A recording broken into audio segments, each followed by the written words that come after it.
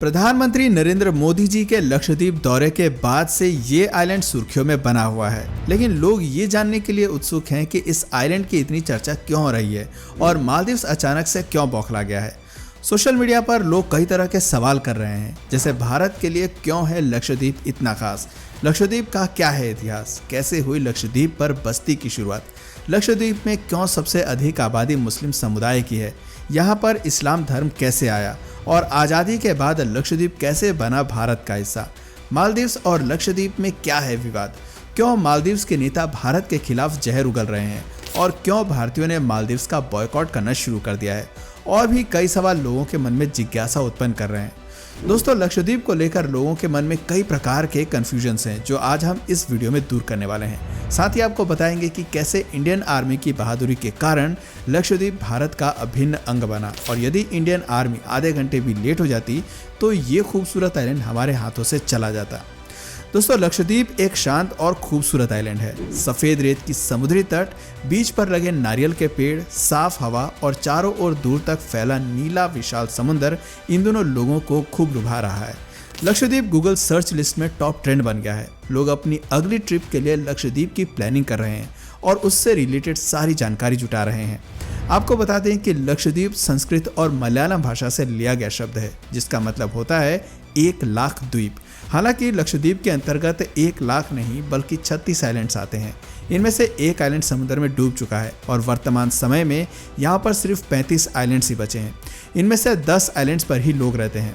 करावती island को लक्षद्वीप की राजधानी होने का गौरव प्राप्त है।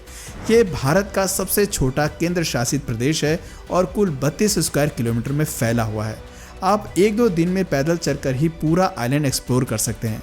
साल 2023 के आंकड़ों के मुताबिक लक्षद्वीप की पॉपुलेशन 66,000 है।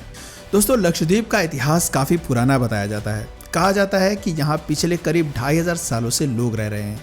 एक समय पर यहाँ हिंदू राजाओं का शासन हुआ करता था, लेकिन 5th सेंचुरी के आने तक इस आइलैंड पर बौद्ध धर्म फैलना शुरू हो गया था।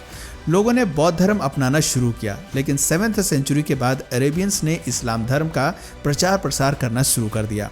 पूरी दुनिया में अरब्स फैल रहे थे और उन्हीं में से एक सूफी संत शेख अब्दुल्ला ने लक्षद्वीप का रुख किया। उस समय इसे लक्षद्वीप के नाम से नहीं जाना जाता था, ये बस एक टापू हुआ करता था। शेख अब्दुल्ला ने लोगों को इस्लाम धर्म के बारे में समझाया और उनसे प्रभावित होकर लोगों ने ये धर्म अपनाना शुरू कर दिया। आज इस आइलैंड पर 96% आबादी मुसलमानों की है। लक्षद्वीप में शेख अब्दुल्ला की कब्र बनी हुई है, जो स्थानीय लोगों के लिए एक पवित्र जगह मानी जाती है। इसके बाद चेरा साम्राज्य के राजा चेरामन पेरुमल ने यहाँ पर अपना राज्य स्थापित किया। बाद में चौल साम्राज्य के राजाओं ने यहाँ पर शासन किया और इसे अपने एक पोर्ट के रूप में इस्तेमाल करना शुरू कर दिया। साल 1498 में जब पुर्तगाली भारत आए तो उन्होंने धीरे धीरे कई आइलैंड्स पर कब्जा किया। गोवा, दमन एंड दीव के साथ ही पुर्तगालियों ने लक्षद्वीप को भी अपनी कॉलोनी बना लिया और यहाँ पर किले और चर्च का निर्माण कराया। लेकिन कुछ ही समय में आम लोगों ने पुर्तगालियों का विरोध किया और उन्हें यहाँ से भागने पर मजबूर कर दिया। मुगलों के आने के बाद पुर्तगालियों की ताकत भी कम हो गई थी। लक्षद्वीप का कनेक्शन टीपू सुल्तान से भी माना जाता है। इतिहासकारों के मुताबिक मैसूर किंग टीपू सुल्तान ने साल 1787 में लक्षद्वीप पर अपना आधिपत्य स्थापित किया था, लेकिन 3rd एंग्लो मैसूर वॉर में टीपू सुल्तान की मौत के बाद ब्रिटिशर्स ने इसे अपना उपनिवेश बना लिया। अंग्रेजों ने इस आइलैंड को केरल के एक कलेक्टर को दे दिया और बदले में वो टैक्स लिया करते थे। हालांकि बाद में इसे मद्रास प्रेसिडेंसी में शामिल किया गया और ये मालाबार रीजन का हिस्सा बना। मालाबार रीजन भारत का हिस्सा था। ऐसे में 1947 में आज़ादी के बाद स्वाभाविक रूप से लक्षद्वीप भारत की सीमा रेखा के अंतर्गत आना चाहिए। आज़ाद भारत में सरदार पटेल सभी रियासतों को एक करने का प्रयास कर रहे थे। ऐसे में लक्षद्वीप की ओर भारत और पाकिस्तान में से किसी का ध्यान नहीं गया। कुछ समय बाद पाकिस्तान के लियाकत अली खान का ध्यान इस आइलैंड पर गया और उन्होंने इस पर कब्जा करने का विचार किया। यहाँ पर बात सिर्फ जमीन की नहीं थी, असल में लक्षद्वीप में सबसे अधिक आबादी मुसलमानों की थी, इसलिए पाकिस्तान इसे अपने कब्जे में करना चाहता था। इसके अलावा लक्षद्वीप ट्रेड रूट में एक इम्पॉर्टेंट रोल प्ले करता है, क्योंकि 9 डिग्री चैनल इसके काफ़ी करीब है, जहाँ से फारस की खाड़ी का सीधा रास्ता जाता है। इसके अलावा इंडियन ओशन के बीच में मौजूद होने के कारण मिलिट्री और सिक्योरिटी पर्पस से भी ये काफ़ी अहम हो जाता है। लियाकत अली खान ने लक्षद्वीप पर कब्जा करने के लिए पाकिस्तान से नेवी को रवाना कर दिया और तभी सरदार पटेल के मन में ये विचार आया कि कहीं लक्षद्वीप पर पाकिस्तान कब्जा न कर ले। पटेल ने त्रावणकोर के मुदालियर ब्रदर्स को संदेश भिजवाया और तुरंत ही लक्षद्वीप की ओर रवाना होने का आदेश दिया। सरदार पटेल का संदेश मिलते ही मुदालियर ब्रदर्स ने लक्षद्वीप की ओर कूच कर दिया और साथ में कुछ मिलिट्री के जवान और आम लोगों को भी साथ ले गए। उन्होंने लक्षद्वीप पहुंचकर हिंदुस्तान का तिरंगा झंडा गाड़ दिया। बताया जाता है कि कुछ ही देर में पाकिस्तान का जहाज भी वहां पहुंच गया था और जब उन्होंने लक्षद्वीप पर इंडियन फ्लैग देखा तो वो दबे पांव वापस चले गए। यदि उस दिन आधे घंटे की देरी हो जाती तो लक्षद्वीप हमेशा के लिए पाकिस्तान के हिस्से में चला जाता, जिससे वो इंडियन ओशन में भारत के लिए बड़ा खतरा बन सकता था। आज़ादी के करीब 9 साल बाद 1956 में लक्षद्वीप को केंद्र शासित प्रदेश का दर्जा दिया गया और 1964 में करावती आइलैंड को एक हेडक्वार्टर बना दिया गया। 1 नवंबर 1973 के दिन इस आइलैंड को लक्षद्वीप नाम मिला। इससे पहले इसे मिनिकॉय, लाकाडाइव एंड एमिनीडाइव नाम से आइलैंड को पहचाना जाता था। आज इस आइलैंड पर इंडियन नेवी बेस INS द्वीपरक्षक मौजूद है, जिसकी स्थापना साल 2012 में की गई थी। हालांकि आपको बता दें कि इंडियन नेवी के प्रेजेंस यहाँ पर साल 1980 से ही है। दोस्तों, हाल ही में PM नरेंद्र मोदी जी ने लक्षद्वीप आइलैंड पहुंचकर स्नॉर्किंग का आनंद लिया। उन्होंने लोगों से लक्षद्वीप घूमने आने की अपील भी की। जैसे ही मोदी जी ने लक्षद्वीप को प्रमोट किया, मालदीव्स के नेताओं के तन बदन में आग लग गई। असल में उन्हें ये डर सताने लगा कि कहीं लोग मालदीव से ज़्यादा लक्षद्वीप को पसंद न करने लग जाएं, और ऐसा हुआ तो मालदीव्स बर्बादी की कगार पर पहुंच जाएगा, क्योंकि मालदीव्स की 30% GDP सिर्फ टूरिज्म पर ही आधारित है और उसमें भी सबसे बड़ा आंकड़ा इंडियंस का ही है। मोदी जी की लक्षद्वीप यात्रा का कुछ मालदीव्स के नेताओं ने विरोध किया तो उन्हें जमकर खरी खोटी सुनने को मिली। सोशल मीडिया पर बॉयकॉट मालदीव इस कदर ट्रेंड हुआ कि 2 दिन में ही मालदीव्स को उसकी औकात नजर आ गई और अब वहां के नेता और सरकार भारत से हाथ जोड़कर माफी मांगने को मजबूर हैं। ये मामला यहीं शांत होता नजर नहीं आ रहा है। मालदीव्स के 3 मंत्रियों को सस्पेंड भी किया जा चुका है।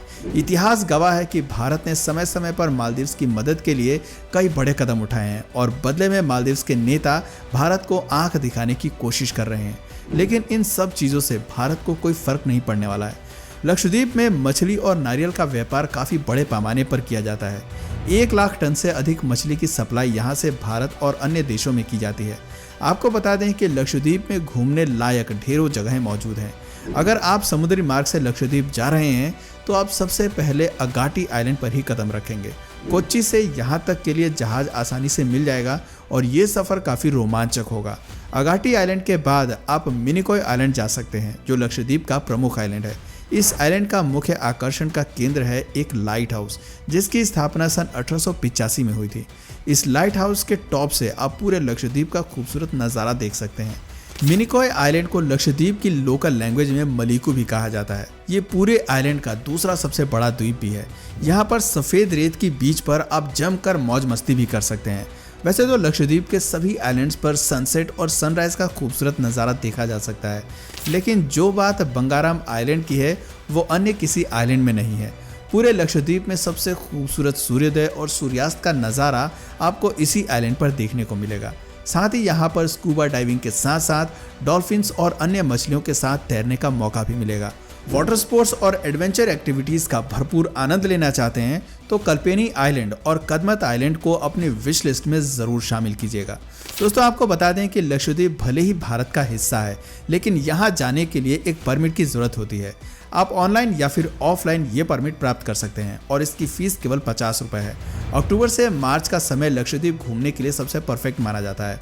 हर साल करीब 30,000 सैलानी लक्षद्वीप घूमने आते हैं। भारतीय सरकार और पर्यटन विभाग इस आंकड़े को बढ़ाने की कोशिश कर रही है। इसके लिए लक्षद्वीप में इंफ्रास्ट्रक्चर डेवलप करना होगा और डायरेक्ट फ्लाइट्स में बढ़ोतरी करनी होगी। बताया जाता है कि लक्षद्वीप में जल्द ही नया एयरपोर्ट बनने का काम भी शुरू हो जाएगा, जिससे यकीनन यहाँ टूरिज्म को बढ़ावा मिलेगा। तो दोस्तों, ये थी लक्षद्वीप के इतिहास से वर्तमान समय तक की पूरी कहानी। उम्मीद करते हैं आपको ये वीडियो ज़रूर पसंद आई होगी। आप लक्षद्वीप या मालदीव में से कहाँ घूमने जाना ज़्यादा पसंद करेंगे, नीचे हमें कमेंट सेक्शन में ज़रूर बताइए। और अगर इस वीडियो से आपको कुछ नया जानने को मिला या फिर सीखने को मिला या फिर इंटरेस्टिंग लगा तो प्लीज़ इस वीडियो को एक लाइक करके अपने फ्रेंड्स और फैमिली में से ज़रूर शेयर करें। और यदि आप इस चैनल पर नए हैं तो प्लीज़ इस चैनल को सब्सक्राइब करके बेल नोटिफिकेशन आइकन को ऑन कर लीजिए, ताकि हमारे आने वाले वीडियोज़ आप मिस ना करें। मिलते हैं फिर किसी वीडियो में नए टॉपिक के साथ, तब तक के लिए नमस्कार।